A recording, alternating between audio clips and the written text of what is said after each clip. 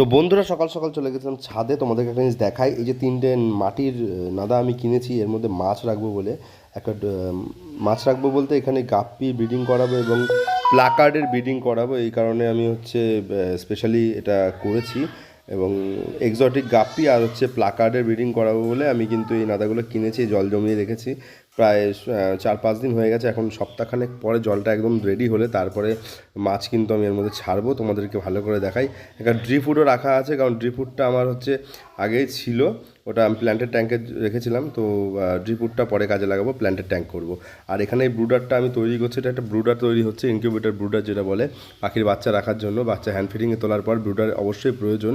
তো ব্রুডার আমি কিনতে গেলে প্রচুর দাম, তাই আমি প্লাই ছিল বলে আমি নিজে বানিয়েছি। দেখো কেমন হয়েছে।